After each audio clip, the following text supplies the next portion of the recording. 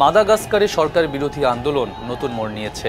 এবার বিক্ষোভকারীদের পাশে দাঁড়িয়েছে সেনাবাহিনীর একটি অংশ। শনিবার রাজধানী আনতানানারিভোর ঐতিহাসিক মে 13 চত্বরে সেনা প্রহরায় অবস্থান নেয় আন্দোলনকারীরা। আন্তর্জাতিক সংবাদ মাধ্যম রয়টার্স জানিয়েছে, এই সমর্থনের ফলে সরকারের ওপর চাপ আরও বেড়েছে। স্থানীয় সূত্রে জানা গেছে, সেনাবাহিনীর এলিট ইউনিট ক্যাপসার সামাজিক মাধ্যমে প্রকাশিত এক বিবৃতিতে সরকারের নির্দেশ অমান্য করে জনগণের পাশে থাকার আহ্বান জানিয়েছে। ভিডিওতে দেখা যায়, ইউনিটের সদস্যরা সরাসরি আন্দোলনকারীদের সঙ্গে একাত্মতা প্রকাশ করেছেন। উল্লেখযোগ্য যে 2009 সালে প্রেসিডেন্ট আন্দ্রি রাজোয়েলিনার ক্ষমতা সুসংহত করতে গুরুত্বপূর্ণ ভূমিকা রেখেছিল এই ক্যাপসাট ইউনিটে। শনিবার স্থানীয় টেলিভিশনে প্রচারিত ফুটেজে দেখা গেছে, কিছু সংখ্যক সেনা সদস্য ব্যারাক ছেড়ে আন্দোলনকারীদের সঙ্গে মে 13 চত্বরে প্রবেশ করেছেন।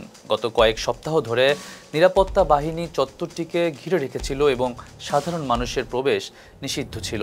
এবার সেই চত্বরে বিক্ষোভকারীদের সঙ্গে সেনার উপস্থিতি নতুন রাজনৈতিক সংকেত দিচ্ছে।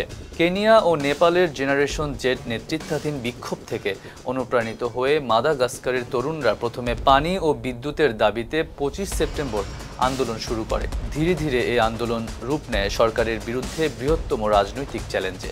প্রেসিডেন্ট রাজোয়েলিনার পুনর্নির্বাচনের পর এটিই তার জন্য সবচেয়ে কঠিন সময় বলে মনে করছেন বিশ্লেষকরা।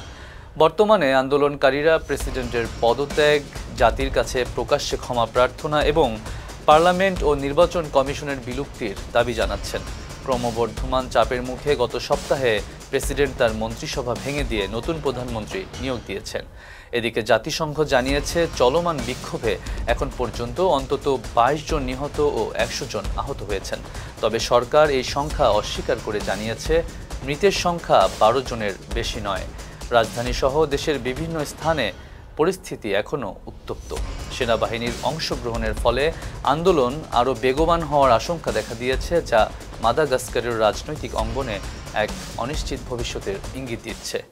এতক্ষণ সাথে ছিলাম সাগির আহমেদ তুরান। ফেস দ্য পিপলের সাথে থাকার জন্য ধন্যবাদ।